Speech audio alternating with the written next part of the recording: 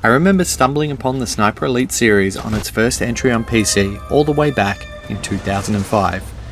It was an enjoyable romp while being a little rough around the edges, and it laid the framework for a great gaming franchise which seems to improve with every iteration that comes out. But as the franchise steps out into this new open World War II, will it stay in the shadows, or will it hit its mark?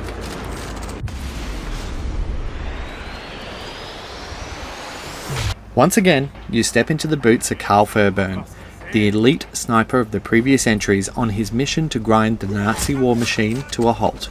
This time, Carl has a range of allies supporting him on his mission, from Italian resistance fighters to the Mafia.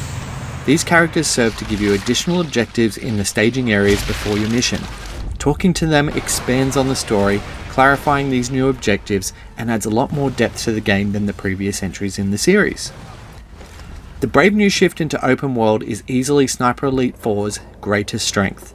While the preset shooting gallery setups were fun, the open world approach allows players to set intricate traps and ambushes, further creating exciting gameplay opportunities. I often found myself taking the time to mark enemies and monitor their patrol patterns, which then allowed me to plant mines to cover my tracks before commencing my attack. Do you blow your cover so a truck full of reinforcement drives over your telemine as they scramble to assault your position? Or do you methodically silence enemies with close quarters knife and pistols attacks? Remain a ghost. These are just two examples of how you can tackle any situation, and subsequent playthroughs lead to different approaches and tactics which keep the gameplay fresh and exciting. Another great improvement in Sniper Elite 4 is the accuracy increase of secondary weapons. In previous titles, Carl would clumsily spray and pray his machine gun, making close combat an unenjoyable slog. This time around, Carl seems to have refined those skills, resulting in a much more exciting firefight if discovered. The series staple X-ray cam returns in all its bloody glory as well.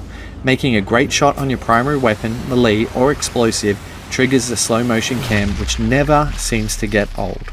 This time you can adjust the frequency in which it appears, but I've found it just to be perfect on its default setting, never really interrupting your gameplay and always delivering a wow factor.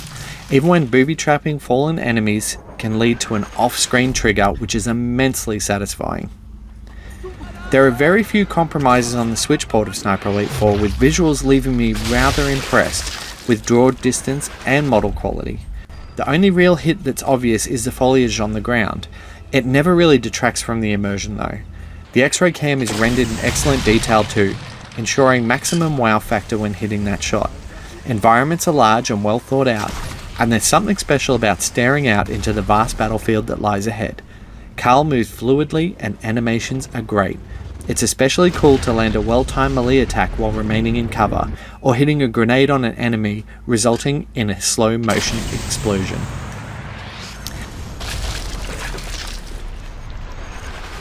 Enemies chatter and complain, although there are only a few voice lines that are repeated which could be improved upon. The ambience of the world around you helps immerse you further in the battlefield, creating an exciting world to explore. Guns sound great and impactful. An explosion and distant airstrikes not only sound great, but help mask your position and shots too. Sound plays a huge part in this game, so I highly recommend playing with some good quality headphones to really get the most out of Sniper Elite 4. Overall, Sniper Elite 4 is a huge improvement on an already great foundation. Opening up the world leads to more in-depth experience, allowing you to take hours to complete a single mission and not get bored. It's clear the developer took their time adjusting their sights on making Sniper Elite 4 one of the contenders for the best tactical shooter on the Nintendo Switch. So what's it like? A cross between Metal Gear Solid and Call of Duty. I give it an 86 out of 100.